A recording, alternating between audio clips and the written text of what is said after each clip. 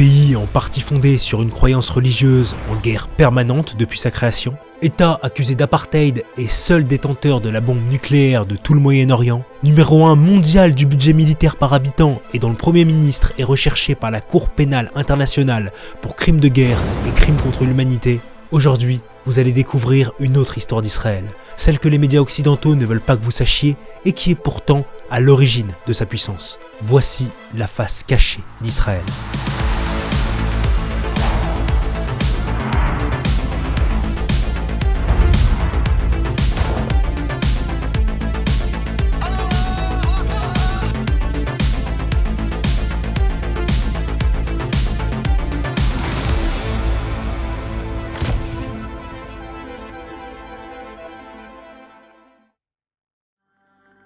On est à la fin de la Seconde Guerre mondiale et en Europe, les Juifs viennent de subir un génocide, une extermination industrielle qui changera à jamais leur histoire. Plus de foyers, plus de familles, plus même de pays, beaucoup de survivants veulent reconstruire quelque chose. Mais où ? Plus de 7000 Juifs parqués près de Famagoust attendent là que leur sort soit réglé en même temps que celui de la Palestine. Venus de toute l'Europe pour trouver un peu de paix en terre promise, refoulés en y arrivant, aujourd'hui parqués derrière des barbelés, ils continuent d'espérer. La Palestine, c'est là que beaucoup choisissent d'aller. Mais pourquoi ? Depuis le début du siècle, la Palestine, c'est déjà un foyer juif. Par dizaines de milliers, ils ont créé des quartiers, des colonies, mais surtout, ils sont unis par quelque chose de puissant, quelque chose qui les dépasse. La foi. Alors oui, ils ont foi dans le judaïsme, mais les Juifs de Palestine avaient foi dans autre chose. Un nouveau courant mi-politique, mi-religieux. Le sionisme. Le sionisme dit trois choses. Il dit que premièrement que les Juifs sont plus qu'une religion, ils sont un peuple. Et ça, à la rigueur, beaucoup de Juifs, même non-sionistes, le disent. Deuxièmement, il dit que puisque les Juifs sont un peuple, ils doivent avoir une terre. Et troisièmement, puisque dans la Bible, la terre promise par Dieu à Abraham, c'est la Palestine, eh bien les Juifs s'établiront en Palestine. Et ça, dans la tête de la plupart des Juifs qui ont subi de plein fouet la politique antisémite du nazisme, le sionisme, ça apparaît comme une solution raisonnable. D'autant qu'à ce moment-là, les propriétaires administratifs de la Palestine, c'est les Anglais. Et eux, ils sont largement favorables à la création d'un État hébreu. Sauf qu'en Palestine, certes, il y a un grand foyer juif, mais il y a surtout un très grand foyer musulman et chrétien, et dont certains, soyons francs, n'ont pas une très bonne image du judaïsme. Pendant la Seconde Guerre mondiale, le grand moufti de Jérusalem, c'est lui, Amin al-Husseini. Et ce gars-là, comment vous dire, il aime pas trop les Juifs. En fait, c'était carrément, pendant la Seconde Guerre mondiale, un ami d'Hitler. Et ça va pas jouer en faveur des musulmans. Der Führer empfing den Großmufti von Jerusalem, einen der einflussreichsten Männer des arabischen Nationalismus. Der Großmufti ist das religiöse Oberhaupt der Araber in Palästina und gleichzeitig deren oberster Richter und Finanzverwalter. J'ouvre une petite parenthèse, mais d'après Benjamin Netanyahou, c'est le grand moufti de Jérusalem qui aurait soufflé aux oreilles d'Hitler l'idée du génocide. Hitler didn't want to exterminate the Jews at the time, he wanted to expel the Jews. And Haj Amin al-Husseini went to Hitler and said, if you expel them, they'll all come here. So what should I do with them? He asked. You said burn them. Ça en dit long sur la suite, mais je referme cette parenthèse et revenons en 1947. À ce moment-là, sur demande britannique, les Nations Unies prennent la décision de couper la Palestine en deux, un côté musulman et un autre juif. À l'annonce de la décision, les juifs sautent de joie. En revanche, chez les musulmans et les chrétiens, l'ambiance est un peu différente. En Palestine, la situation s'est brusquement dramatisée. La population arabe s'est violemment émue de la décision de l'ONU tendant à partager la Palestine entre juifs et arabes. Pour eux, ce plan de partage est non seulement une insulte à leur histoire, mais surtout, il est injuste. Injuste parce qu'il y a 1,2 million de musulmans et 143 000 chrétiens, soit 1,3 million. Les juifs, quant à eux, sont 600 000. Alors pourquoi le partage offre 55% des terres aux juifs contre seulement 45% aux arabes ? On comprendra que ça vexe les arabes, mais malgré leurs protestations et sans leur accord, le leader du mouvement sioniste, David Ben Gourion, proclame la création d'Israël. New York, Friday, May 14th, 1948. A new nation is being born. אנו מכריזים בזאת על הקמת מדינה יהודית בארץ ישראל. היא מדינת ישראל. À ce moment-là, presque personne s'en doute, mais cette proclamation sera à l'origine d'une série de guerres qui, 80 ans plus tard, sont encore d'actualité. On est le 15 mai 1948 quand une coalition de 7 pays arabes envahissent le nouvel État hébreu. Leur progression est rapide et en à peine 2 semaines, les Juifs sont expulsés de Jérusalem. Le destin d'Israël semble déjà écrit. D'autant que sur le papier, Israël a absolument tout pour perdre. Très peu d'armes à cause de l'embargo imposé par l'ONU sur tous les pays du Moyen-Orient, une population encore largement affaiblie par le nazisme et la Seconde Guerre mondiale, mais surtout, ils sont beaucoup moins nombreux que leurs adversaires. Mais alors, pourquoi est-ce qu'ils pensent pouvoir gagner cette guerre ? Pour répondre, on peut déjà se rappeler de ce qu'avait écrit David Ben Gourion en 1921. Quand l'État d'Israël sera créé, il sera attaqué de toutes parts par ses voisins. Cet État aura besoin de jeunes juifs de la diaspora et de moyens de défense efficaces. Dans cette citation, on a déjà les piliers de ce qui fera la puissance d'Israël. Et cette première guerre est justement l'occasion pour moi de vous parler du premier atout majeur de l'État hébreu, et que beaucoup ignorent. Derrière cette image du juif persécuté, Israël cache en vérité un autre visage, celui d'un pays guerrier. Chaque Israélien, garçon comme fille, part non pas pour 1, non pas pour 2, mais pour 3 années de service militaire. Et après leur service, tous restent membres de l'armée de réserve. Donc tout Israélien est un militaire. Mais être bien formé aux armes, ça suffit pas pour faire la guerre, il faut de l'équipement. Et justement, alors que tout le Moyen-Orient subit l'embargo de l'ONU, une unité clandestine israélienne négocie un contrat secret qui va littéralement sauver le pays. Le Mossad Les Aliabet, infiltré dans le parti communiste tchécoslovaque, achète en secret dès 1848 un immense arsenal militaire qu'ils font entrer clandestinement en Israël. Avions de combat, canons d'artillerie, mitrailleuses lourdes, en fait, les Arabes qui avaient enchaîné les victoires se font maintenant décimer par la pointe de la technologie militaire européenne. En janvier 1949, toutes les armées arabes battent en retraite. L'État d'Israël fête son premier anniversaire avec le contrôle de 78% de la Palestine. Mais il s'arrête pas là. Pour bien montrer à tout le monde qu'ici, c'est plus chez les Palestiniens, mais c'est chez eux, Israël lance ce que les Arabes appellent la Nakba, la catastrophe. Une expulsion massive de 700 000 Palestiniens et la destruction de plus de 400 villages. À compter de ce jour, Tsahal, l'armée israélienne, a prouvé son immense efficacité. Mais elle montre aussi qu'elle ne fera pas de quartier avec les ennemis d'Israël. Mais ce qui est peut-être encore plus intéressant dans cette première guerre, c'est qu'elle fait naître la véritable face cachée de la puissance d'Israël. Une armée secrète, tentaculaire, impitoyable, et qui est la première responsable de cette victoire. Je parle bien sûr du Mossad. Le Mossad, c'est les services secrets israéliens. Ils sont créés par Ben Gourion juste après la première guerre. Et si vous allez en entendre souvent parler dans cette vidéo, c'est parce que leur efficacité en font avec la CIA et le KGB les services secrets les plus redoutables de la planète.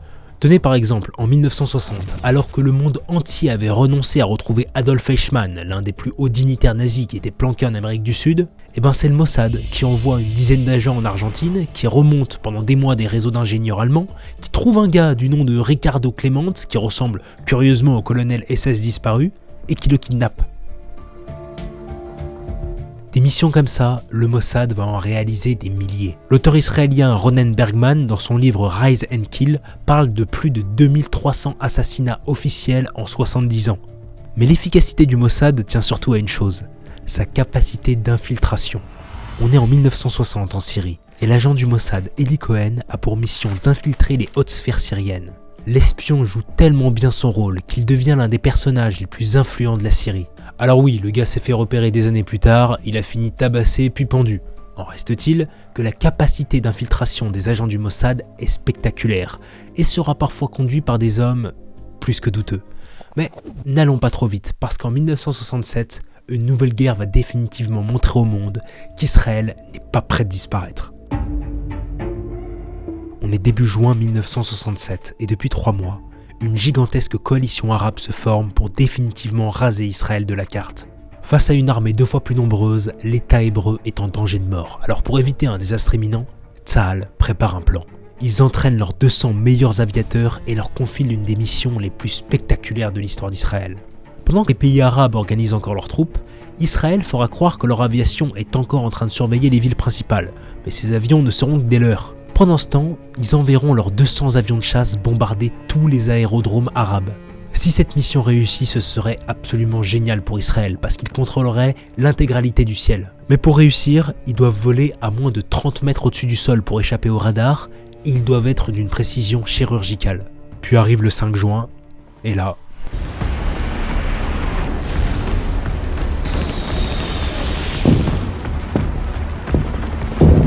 Le Le soir même, c'est 95% de l'aviation arabe qui est détruite. Et 6 jours plus tard, la coalition signe la reddition. Sur tous les fronts, David l'a emporté sur Goliath. Toutes ces progressions s'effectuaient avec un ensemble stupéfiant et sans qu'une résistance vraiment efficace pût s'y opposer. Le 11 juin, Israël a triplé son territoire qui déborde désormais sur l'Égypte et la Syrie. À l'international, il y a beaucoup de débats. Il y en a certains qui veulent sanctionner Israël pour cette attaque surprise et d'autres qui considèrent qu'elle était légitime en vue des mouvements de troupes de l'Égypte. Mais dans ces débats, il y a une question qui reste en réponse. Comment Israël a pu se procurer une telle force de frappe ? Pour comprendre, il faut qu'on s'intéresse au troisième atout caché d'Israël, son influence internationale.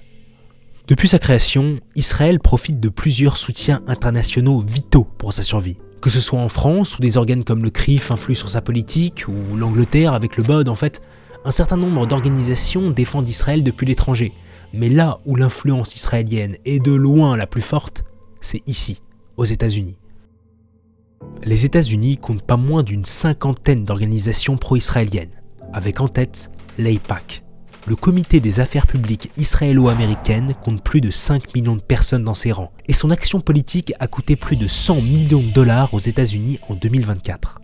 Autant dire que son influence est considérable, et elle l'était déjà à la fin des années 60. Cette influence offre à Israël des accords avantageux, et surtout beaucoup d'argent.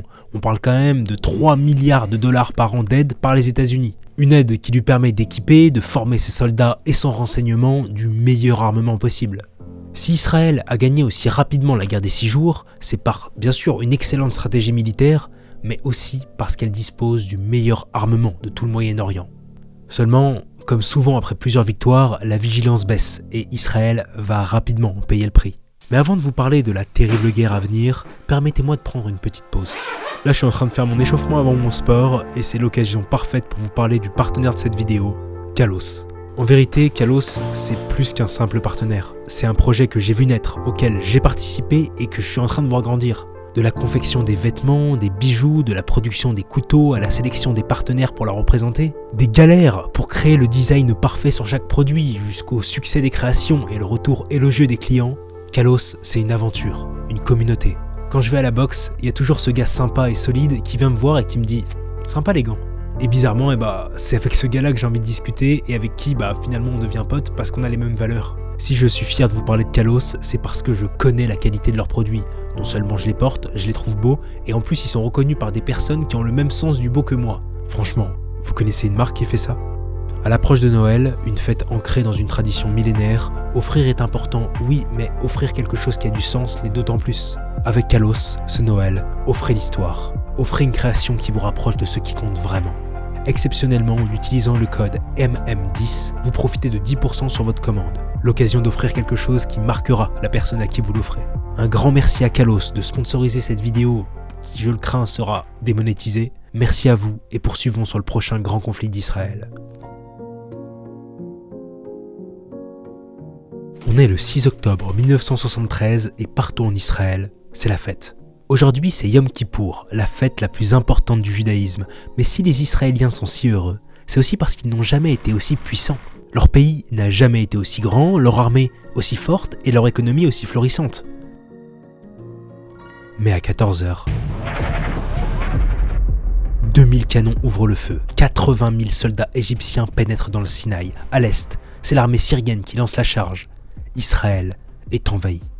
À 20h, tous les territoires gagnés lors de la guerre des 6 jours sont perdus. Pour Israël, le choc est immense, personne ne l'avait vu venir.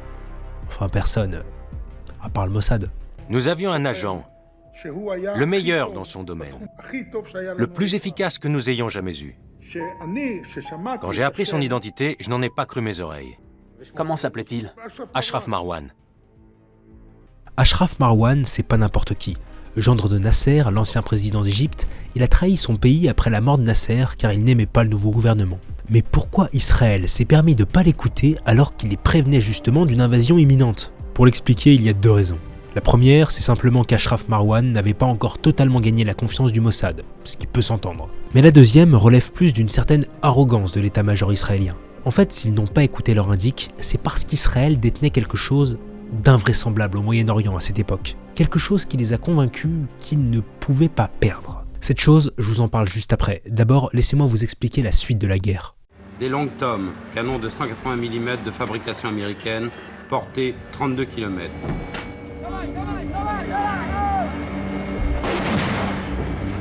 Vous vous en doutez peut-être, mais Israël ne va pas perdre ce qu'on appelle la guerre du Kippour. Immédiatement après l'invasion, les États-Unis lancent l'opération Nickel Grass, un pont aérien massif qui livre plus de 22 000 tonnes d'armes et véhicules à Israël.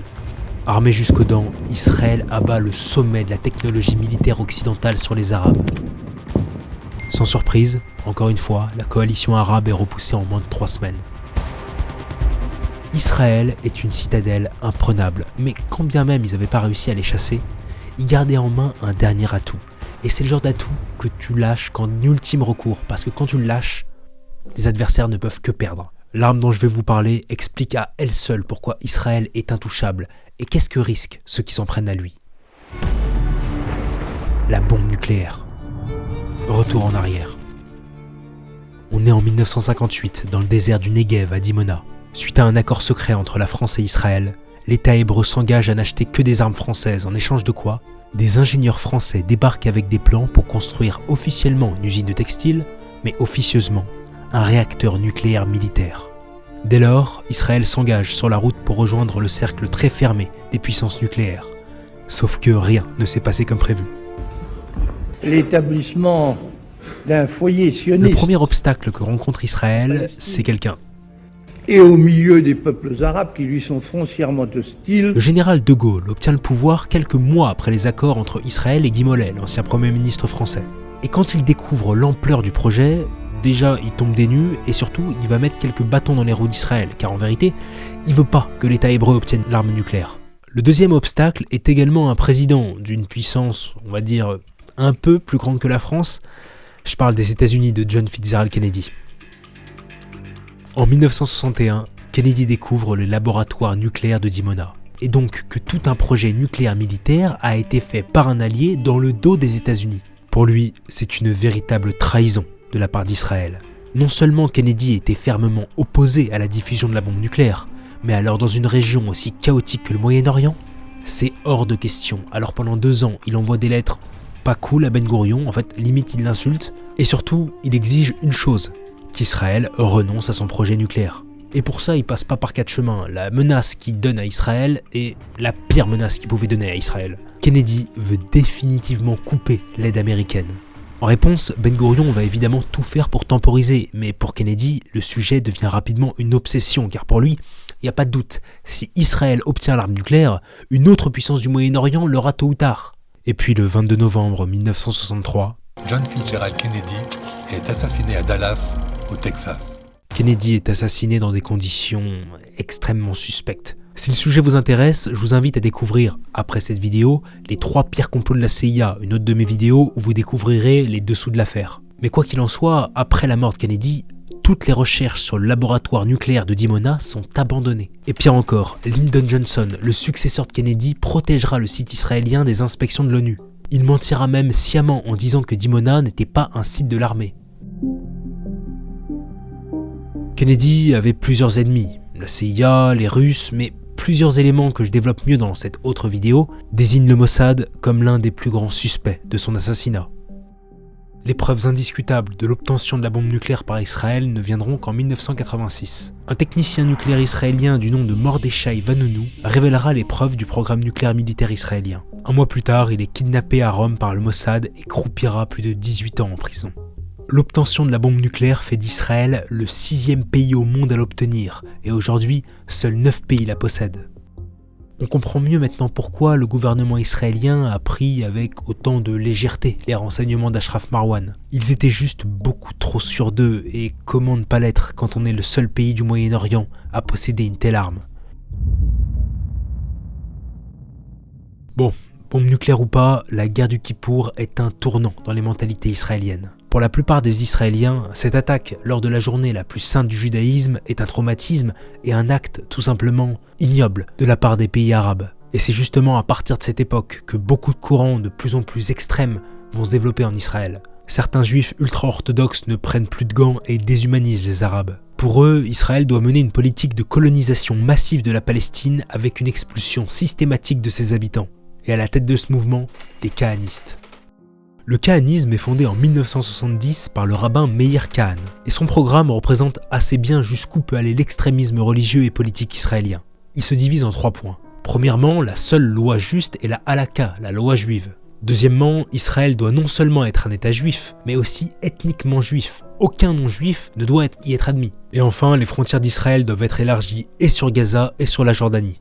Pour arriver à leur fin, les kahanistes utilisent la violence. En fait, c'est même un devoir religieux d'après Meir Kahan. Ces extrémistes sionistes ont une vision extrêmement discriminatoire des autres religions. Pour eux, les non-juifs sont bons qu'à servir Israël, mais n'ont aucun droit d'y vivre. Alors attention, la doctrine kahaniste reste extrêmement minoritaire en Israël. Mais son parti politique rentrera quand même à la Knesset, le Parlement israélien, lors des élections de 1984. Et finalement, c'est en 1988 qu'il sera interdit pour terrorisme, injure raciale et incitation antidémocratique. Mais son histoire ne s'arrête pas là. Meir Kahan reste un modèle pour une part non négligeable d'une certaine élite israélienne. Parmi eux, Itamar Ben-Gvir, ministre de la Sécurité nationale, et tout son parti, Otzma Yehudi, qui comptabilise aujourd'hui plus de 10% des suffrages. Mais on aura l'occasion d'en reparler. Pour l'heure, le tournant qu'a fait naître la guerre du Kippour dans les mentalités israéliennes est considérable et se fait également ressentir dans les urnes. Les élections de 1977 font l'effet d'un raz-de-marée en Israël. Après 30 ans de domination travailliste, la gauche israélienne, c'est le Likoud de Menahem Begin qui remporte largement les élections. Un parti de droite, donc, qui ne cessera d'agréger des idées et des membres toujours plus extrémistes à sa cause. Une fois au pouvoir, le Likoud accélère considérablement la colonisation de la Cisjordanie. En 10 ans, le nombre de colons quintuple, passant de 27 000 en 1977 à 122 000 en 1987. Mais en Israël, l'occupation et la destruction de villages palestiniens choquent de plus en plus une partie pacifique de la population. Le professeur Leibovitz, figure majeure de la pensée juive moderne, a d'ailleurs des mots très durs à propos des colons israéliens.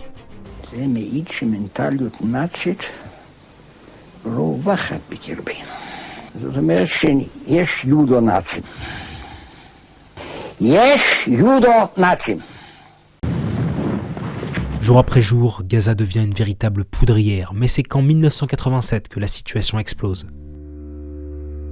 On est le 7 décembre 87 quand un militaire israélien se fait poignarder.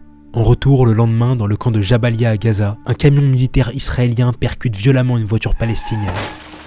Les 4 personnes à bord meurent sur le coup. Le lendemain, ce qui devait être des funérailles solennelles prennent vite une tournure d'émeute géante contre les colons israéliens. Immédiatement réprimés dans le sang, les tirs à balles réelles de Tsahal attisent encore plus la colère des Palestiniens, et en 48 heures, la révolte s'étend sur toute la Palestine. Les Arabes l'appelleront Intifada, qui signifie soulèvement. Mais l'originalité, c'est que l'Intifada n'a pas vraiment de chef ni d'armes lourdes. Elle prend plutôt la forme d'adolescents qui jettent des pierres, de tags anti-colonisation et des grèves massives. À l'international, cette révolte touche beaucoup de monde, mais ce qui va le plus choquer, c'est la réaction du Likoud. Le mot d'ordre que donne le ministre aux forces de l'ordre est assez simple. Briser les os des lanceurs de pierres. Difficile de faire plus clair. On assiste à des scènes terribles. Des ados qui se font fracasser par des militaires israéliens. La première intifada dure 6 ans. Et dans le camp palestinien, elle aura vu naître certains opportunistes. Un groupe qui s'affirmera plus tard comme les chefs de la révolte palestinienne. Le Hamas. Mais si la première intifada a été utile, c'est surtout parce qu'elle a permis un sursaut politique du peuple israélien. Parce que face à cette révolte permanente, face à la démonstration qu'il existe bel et bien un peuple palestinien qui ne se laissera pas coloniser, eh bien beaucoup d'Israéliens renoncent à voter en faveur du Likoud. Et aux élections de 1992, c'est le parti travailliste qui retrouve le pouvoir. Le nouveau favori d'Israël, c'est lui, Yitzhak Rabin.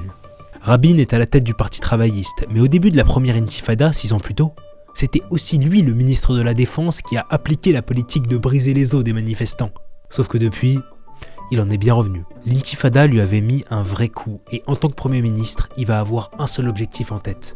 En finir une bonne fois pour toutes avec cette fichue guerre qui dure depuis un demi-siècle. Et contre toute attente, il va réussir.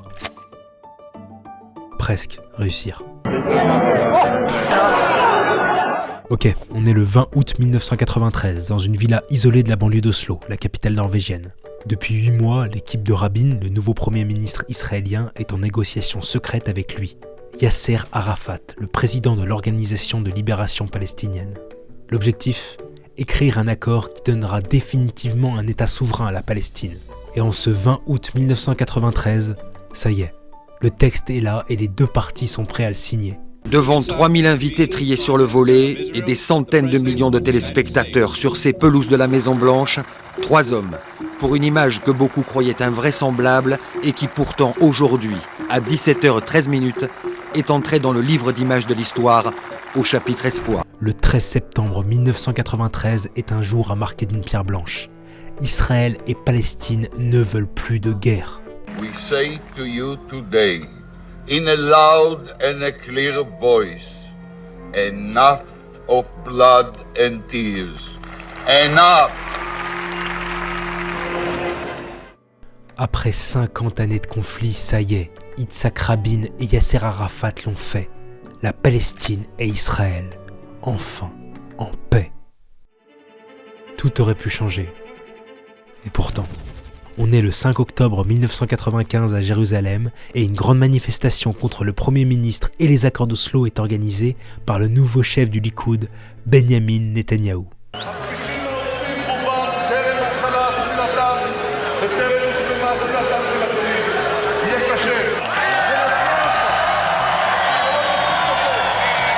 Pour le Likoud, les accords d'Oslo sont un couteau dans le dos aux colons israéliens et Rabin, un traître à Israël. La manifestation fait exploser la haine de certains extrémistes sionistes. Des slogans comme « Rabin nazi » ou « Mort à Rabin » sont hurlés en boucle. On y voit des effigies du Premier ministre déguisé en nazi, des cercueils portant son nom, et un rabbin ira même jusqu'à invoquer une malédiction de mort contre lui. Le 2 octobre, devant la résidence de Rabin, une poignée d'hommes psalmodie une ancestrale prière de malédiction mortelle, la Pulsa Denura. Et tout ça sous le regard complaisant de Benjamin Netanyahou. Et puis, quelques jours plus tard,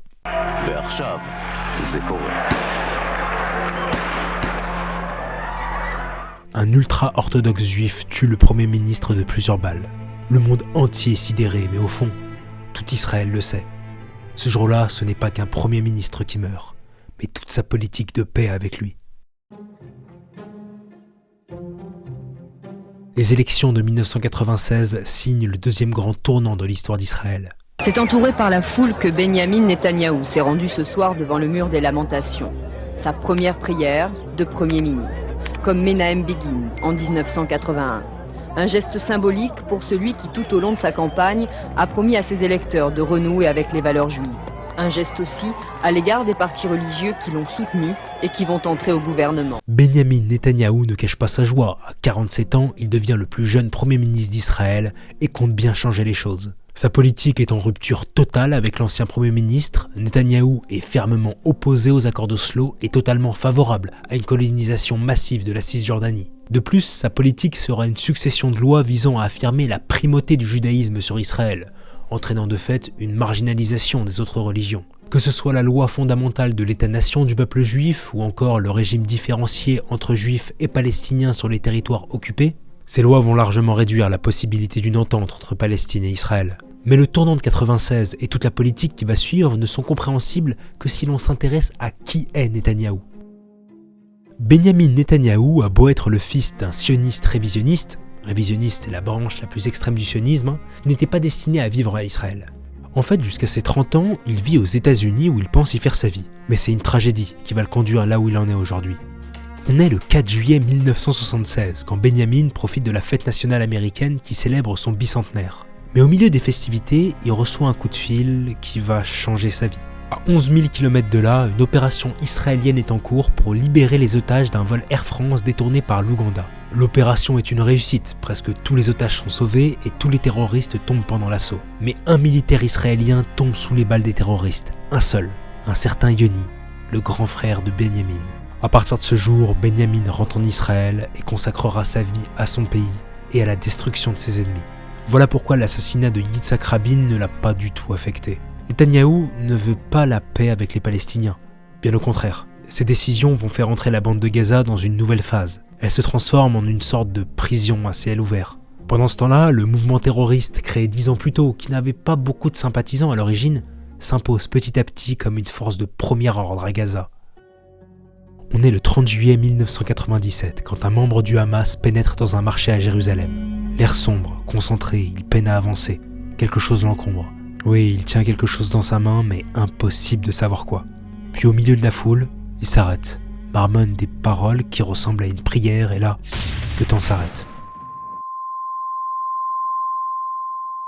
Ce jour-là, des dizaines d'Israéliens perdront la vie. Ces types d'attentats sont la marque de fabrique du Hamas. En réaction, Netanyahou cherche à punir les dirigeants du Hamas par tous les moyens. Pour ça, il fait appel au service secret, le Mossad.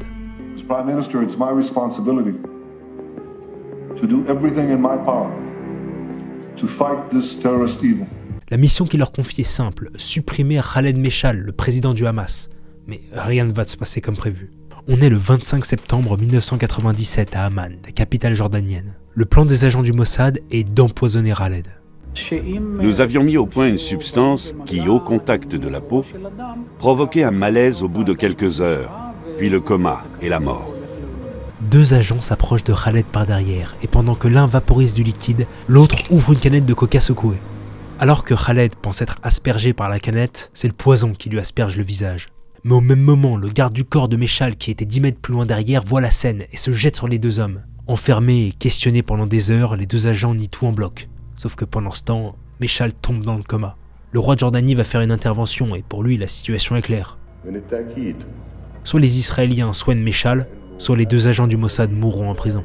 Finalement, Israël accepte de livrer l'antidote. En échange, les autorités jordaniennes délivrent les 2 agents. Alors bien que la tentative d'assassinat n'a pas abouti, la situation a enragé le Hamas et en septembre 2000 va éclater l'inévitable, la seconde intifada. Des accrochages ont eu lieu ici. Cette deuxième intifada n'a plus aucun rapport avec la première. Elle est ultra violente, elle est dirigée par des groupes comme le Hamas, mais aussi le Hezbollah ou le Fatah. Tout un ensemble de milices islamistes lourdement armés et surtout prêts à donner leur vie pour fragiliser Israël. New York, un avion s'est encastré dans une des 2 tours. Après les attentats d'Al-Qaïda le 11 septembre 2001, c'est en grande foule que les Gazaouis se réunissent pour célébrer le coup porté à ce qu'ils appellent l'Empire du Mal. Explosion de joie à l'annonce de ces attentats à New York et à Washington. Est-ce qu'on a cette image ? Le plus grand attentat de l'histoire donne des idées funestes à des Palestiniens qui perdent toute envie de vivre. Entre 2001 et 2005, c'est 143 Palestiniens qui se feront sauter en Israël. Pour arrêter le massacre, la seule solution qu'Israël trouve, c'est la construction d'un mur de 700 km autour de la Cisjordanie. Alors oui, une solution plutôt efficace, parce qu'à la fin de la construction, ça va mettre fin à la deuxième intifada, mais à quel prix ? Gaza et une partie de la Jordanie sont à jamais coupés du monde, et en 2006, c'est assez logiquement que le parti le plus extrême s'empare du pouvoir à Gaza, le Hamas. Mais ce qui va définitivement détruire les tout petits derniers espoirs, si tant est qu'il y en ait, entre la Palestine et Israël, c'est un assassinat commis par... vous savez qui. Lebanon's Hezbollah says Israel assassinated one of its top leaders. Ahmad Maghniya, one of the group's top military commanders, died in a car bombing in Syria. À Damas, le 12 février 2008, l'un des chefs du Hezbollah prend sa voiture pour rentrer chez lui. Et au moment de mettre le contact, cet assassinat, qui est le résultat d'une opération entre le Mossad et la CIA, va rendre fou le Hezbollah.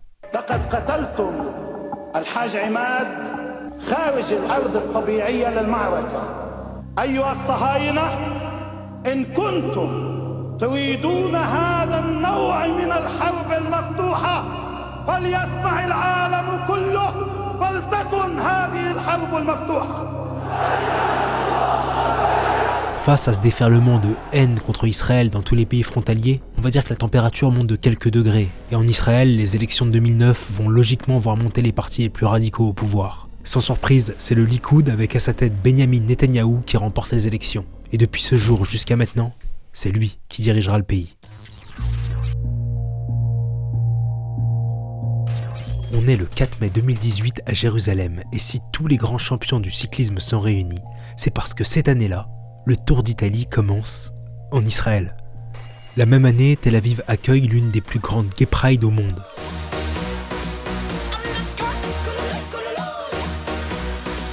Et un an plus tard, c'est l'Eurovision qui est organisée en Israël. En fait, depuis 10 ans, Israël souhaite renouer avec son statut de seul pays démocratique et libre du Moyen-Orient.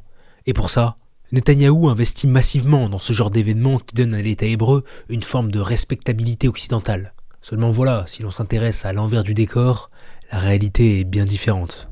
Depuis 2009, Netanyahou mène en vérité 2 guerres. La première plus officielle, mais qui repose sur un mensonge, et la deuxième officieuse, mais qui est de loin la plus importante. La première, c'est celle contre le Hamas. Pour lutter contre son développement, Netanyahou utilise l'arme la plus efficace d'Israël, le Mossad et ses assassinats ciblés. L'un des plus célèbres est celui de Mahmoud al-Mabou, l'un des fondateurs du Hamas. Et quand je vais vous raconter cette histoire, vous allez vite comprendre pourquoi il a marqué toute la communauté internationale. On est le 19 janvier 2010, il est 20h43 à Dubaï, et dans la suite luxueuse de l'hôtel Al-Bustan Rotana, un homme glisse sa carte magnétique dans la serrure d'une chambre. Derrière lui, 2 autres hommes attendent. Ils n'ont pas ouvert la bouche depuis des heures.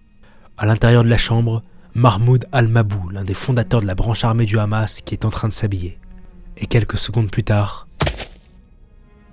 sans un bruit, sans une tache à part une piqûre dans la gorge, les assassins repartent comme si de rien n'était.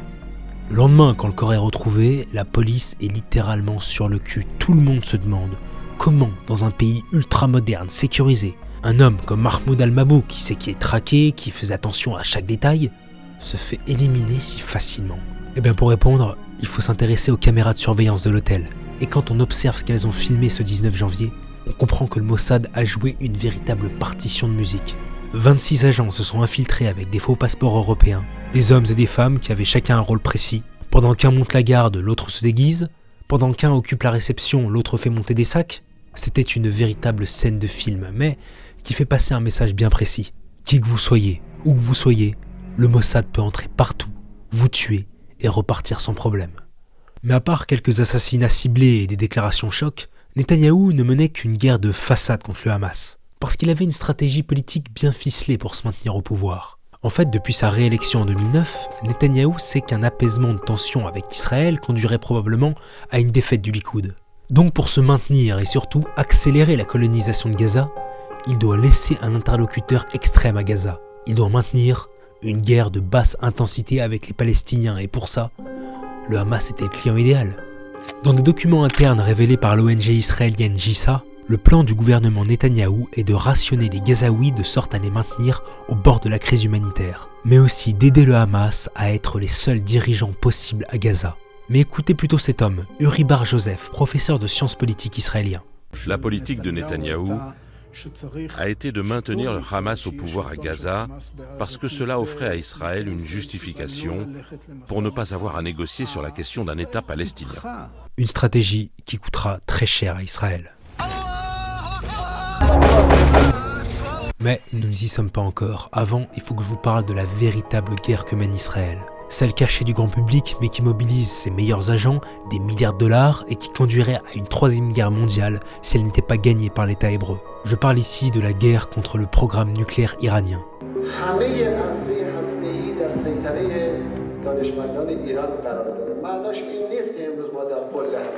Parce que ce qu'il faut bien comprendre, c'est que le pouvoir d'Israël dans le Moyen-Orient tient surtout au fait que ce soit la seule puissance nucléaire de la région. L'obtention de la bombe nucléaire par l'Iran serait donc une catastrophe pour Israël, mais aussi pour le monde, parce que ça risquerait une guerre nucléaire. A red line should be drawn right here. Before Iran completes the second stage of nuclear enrichment necessary to make a bomb. Et pour éviter ça, Israël et les États-Unis sont prêts à tous les sacrifices. Depuis 2010, le Mossad, la NSA et la CIA livrent une guerre sans merci à tous les scientifiques travaillant pour le développement du programme nucléaire iranien. 2010, Massoud Mohammadi, physicien, explose dans sa voiture. Majid Shariari, physicien, explose dans sa voiture. Dariush Reinejad, Mostafa Hamadi Roshan. Et le plus spectaculaire, Mohsen Fakhrizadeh, qui est tué par la première arme programmée par une IA. Le type roulait tranquillement sur l'autoroute avec sa femme quand une mitrailleuse montée sur un bras robotique apparaît d'un coffre d'une Nissan garée sur le bord de la route. Il prend une rafale de 15 balles dans le corps. En tout, c'est plus d'une quinzaine des plus hauts scientifiques nucléaires iraniens qui ont été assassinés par le Mossad. Mais l'opération la plus spectaculaire d'entre toutes, c'est même pas un assassinat. C'est la création d'une bombe informatique. Pour vous raconter l'histoire de l'opération la plus révolutionnaire d'Israël, vous devez connaître l'unité la plus redoutable de Tsahal, l'unité 8200. 8200, c'est l'équivalent de la NSA aux États-Unis. En gros, ils ont accès à l'intégralité du renseignement israélien. Leur recrutement se fait dès l'enfance, ils forment les meilleurs afin d'avoir une capacité de repérage quasi illimitée. Téléphone, ordinateur, portable, réseau Wi-Fi, Bluetooth, toutes ces technologies peuvent être piratées pour permettre une surveillance. Mais ce qu'ils vont faire pour contrer le programme nucléaire iranien dépasse la fiction. On est en 2006 et l'Iran a enfin tout le matériel pour concevoir une bombe nucléaire. Pour le protéger, ils l'enterrent à des dizaines de mètres dans des bunkers ultra sécurisés. Dans les bureaux du Mossad, c'est la panique. Les nouveaux labos iraniens sont juste impénétrables. Impossible d'y entrer, impossible de les bombarder, personne ne voit comment empêcher la progression de l'Iran. Le Mossad fait donc appel à la NSA et à l'unité 8200 pour trouver une solution, parce qu'en soi, s'il est impossible d'infiltrer physiquement la zone, il est peut-être encore possible de l'infiltrer numériquement. Commence alors l'un des projets les plus fous de notre siècle. Pendant plus de 2 ans, une équipe des meilleurs programmeurs israéliens et américains bosse sur ce qu'on peut appeler une bombe numérique. Une espèce de virus mutant capable non seulement d'infiltrer des installations nucléaires, mais aussi de détruire physiquement les machines. Son nom, Stuxnet, et son efficacité sera diabolique. Stuxnet, c'est un virus qui modifie la vitesse des machines. Il les accélère, puis les ralentit brutalement. Et en temps réel, il falsifie les données affichées. Donc quand l'élite de l'ingénierie iranienne constatait que sur les machines, tout allait bien, et derrière eux, en fait, les centrifugeuses, elles tournaient à plein régime et elles étaient sur le point d'exploser. Mais le plus impressionnant, en vérité, c'est même pas ça. Le plus choquant, c'est comment est-ce qu'ils ont réussi à amener ce virus dans l'un des systèmes les plus sécurisés au monde. On parle pas de l'ordinateur de papy-mamie là, on parle quand même des laboratoires nucléaires les plus dissimulés. Pour introduire un virus dans un endroit dans lequel on peut pas y entrer, il y a plusieurs stratégies. Parmi elles, il y en a une qui prend beaucoup de temps, mais qui va forcément marcher au bout d'un moment. Il s'agit de balancer le virus dans la nature et attendre qu'il touche la bonne personne. Worm, which means it propagates by itself. It keeps moving through the system and it hides its tracks. You think that Israel did it? I mean, I'm going to guess that they will never admit it, even if they did. Sauf qu'en faisant ça, il y a évidemment des risques à contourner. Déjà, le virus peut être détruit avant qu'il touche la bonne personne, donc pour éviter ça, il faut qu'il soit invisible, et qu'il développe ses symptômes seulement sur la cible qu'on a envie de viser. Et ce que l'unité 8200 va programmer, c'est exactement ça. Stuxnet est quasi invisible. En fait, il est présent dans des micro-failles de Windows que quasi aucun programmeur arriverait à repérer, même après des semaines de recherche. De plus, il se diffuse ultra facilement et il ne fait du mal qu'à un seul type de machine. Si votre ordinateur est infecté par Stuxnet, vous n'avez pas trop à vous inquiéter. En revanche, s'il est relié à un automate Siemens S7300, pilotant des centrifugeuses IR1, qu'il a des fréquences et signatures électriques en lien avec un site de recherche iranien, il y a de grandes chances que vous soyez dans la merde. Stuxnet, c'est des millions d'ordinateurs infectés sur toute la planète, mais c'est surtout 1000 centrifugeuses détruites et au moins 4 à 5 années de retard imposés au programme nucléaire iranien. Si Israël remporte ces guerres, c'est aussi parce qu'ils ont formé très jeunes des chercheurs d'élite. Ici, 3 personnes sont cachées dans les buissons. Elles sont passées entre 2 de nos positions avancées, Gladiola et Astra. Un drone qui procède au tir. Leur commando est éliminé. Visiblement, ils avaient avec eux une grosse quantité d'explosifs et d'armes. Mais tout ça, ça coûte cher. Affreusement cher. Alors que le pays compte seulement 9 millions d'habitants, le budget militaire d'Israël, c'est environ 50 milliards de dollars par an, ce qui correspond à près de 10% de leur PIB. Et si l'on ajoute à ça les aides américaines, Israël rentre sans problème dans le top 10 des pays avec les plus grandes dépenses militaires, ce qui la placerait à égalité avec la France ou le Royaume-Uni. Pour se maintenir à flot, le soutien américain est donc vital. Et pour ça, Israël compte sur ce qu'elle appelle la Hasbara, un mot hébreu qui désigne les efforts de communication qu'Israël met en place pour sécuriser ses intérêts. La Hasbara, on peut la vulgariser par ce que beaucoup appellent aujourd'hui le lobby sioniste. On peut résumer ça par un ensemble d'associations ou de groupes d'influence qui pèsent sur les États au profit des intérêts d'Israël. Grâce à l'AIPAC dont on a déjà parlé, depuis 1982, les États-Unis ont mis leur veto sur 32 résolutions de l'ONU critiquant Israël, soit plus que l'ensemble des vétos formulés par tous les autres membres du Conseil de sécurité. L'ancien membre du Congrès, Pon Finlay, qui a siégé pendant 22 ans, a déclaré que voter contre les intérêts israéliens revenait à se suicider politiquement. Mais le gros problème, c'est que parfois cette guerre d'influence flirte avec des affaires très louches. En 1991, Leslie Wexner, patron de Victoria's Secret, et le financier Charles Bronfman forment un club de milliardaires réservé aux juifs, le Méga Group. Et un homme, ami de Wexner et de Bronfman, va s'élever tout en haut de la société américaine en se servant de leur argent, mais aussi du réseau du Méga Group. Cet homme, vous le connaissez probablement, c'est Jeffrey Epstein. Epstein est relié au Mossad par sa collaboratrice et compagne Ghislaine Maxwell. Ghislaine est la fille de Robert Maxwell, un magnat de la presse qui faisait des missions pour les services secrets israéliens. D'après des enquêteurs comme Andrew Lowney, Whitney Webb et l'ancien agent du Mossad Harry Ben Meshash, Epstein, la famille Maxwell et le Méga Group formeraient une nébuleuse où se mélangent grands donateurs pro-Israël, services de renseignement et crimes organisés. Si ça vous intéresse, je vous invite aussi après cette vidéo à découvrir l'histoire de Jeffrey Epstein. Pour l'heure, il est très probable que les réseaux du Mossad n'aient aucun scrupule à utiliser tous les moyens possibles, même les moins recommandables, pour faire pression et obtenir ce qu'ils souhaitent. Ça fait effectivement plusieurs décennies qu'Israël semble jouir d'une immunité presque totale dans ses actions. Mais un événement va considérablement bouleverser cette situation.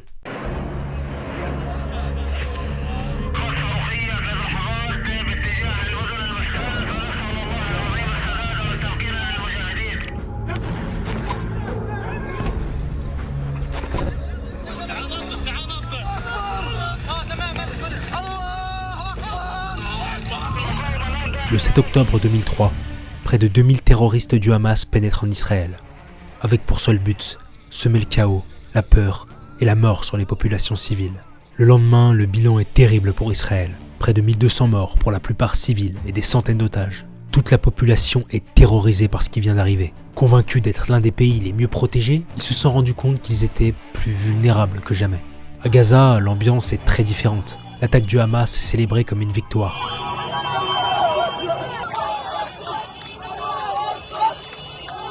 Pour Netanyahou et ses ministres, le ton change. Les Gazaouis seront traités sans pitié, sans humanité. צה"ל יפעיל מיד את כל עוצמתו כדי להשמיד את יכולות חמאס. נכה בהם עד חורמה וננקום בעוצמה על היום השחור הזה שהם עוללו למדינת ישראל ולאזרחיה. بدي احكي شيء واحد. حركة حماس فتحت أبواب جهنم على قطاع غزة. حماس أخذت القرار وحماس راح تتحمل المسؤولية وثمن أعمالها. אנחנו מטילים מצור מוחלט על העיר עזה. אין חשמל, אין מזון, אין מים, אין דלק. הכל סגור. אנחנו נלחמים בחיות אדם ואנחנו נוהגים בהתאם. Des hommes comme Itamar Ben-Gvir, chef du parti Puissance Juive, héritier des kahanistes, obtient des postes de ministre avec une politique très claire. Chasser les Palestiniens et coloniser Gaza. Cette politique va changer les mentalités des soldats de Tsahal. Je vais être très précis, il n'y a pas de soldats en face. Il n'y a que des terroristes. Donc à Gaza, je ne combats pas des humains, je combats le mal. Nous, on fait un travail sacré. Ce qui était une guerre de territoire devient une véritable croisade religieuse.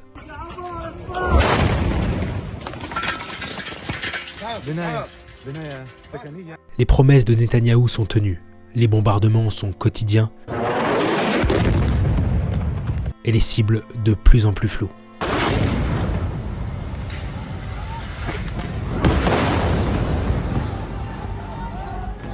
Le tapis de bombes que subit Gaza est agrémenté de témoignages qui démontrent que la guerre a pris une tournure de massacre. La majorité des victimes étaient des femmes et des enfants. C'était 60 à 70% des personnes. Nous avons vu plusieurs enfants avec une seule balle dans la tête, une seule balle dans la poitrine. Ça montre qu'ils étaient ciblés. Et ça a été constaté et documenté par de nombreux professionnels de santé. Alors que certains accusent Israël de génocide, les chiffres des pertes palestiniennes sont inquiétantes mais restent très éloignés d'une extermination. En 2022, l'organe de statistique palestinien évalue à 2,17 millions le nombre de Palestiniens. En 2025, il en compte 2,11 millions, soit une baisse de 60 000 personnes. Traitez-moi de cynique si vous voulez, mais en vue des chiffres, parler de génocide me semble assez cavalier.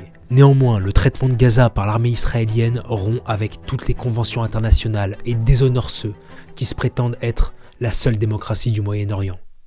The International Criminal Court has just issued arrest warrants for Israeli Prime Minister Benjamin Netanyahu and former Israeli Defense Minister Yoav Gallant, accusing them of war crimes in Gaza. Aujourd'hui, l'influence d'Israël n'a jamais été aussi basse. D'après l'institut de sondage YouGov Eurotrack, moins de 15% de la population d'Europe occidentale a une image positive d'Israël. C'est de loin les chiffres les plus bas jamais enregistrés. Même aux États-Unis, leur premier allié, il y a un ras-le-bol anti-Israël qui monte dans toute la population. De 68% d'avis favorables en 2022, le chiffre chute aujourd'hui à 47%. Après 20 années cumulées au pouvoir, Benjamin Netanyahou s'est largement compromis auprès d'extrémistes prêts à tout pour coloniser la Palestine.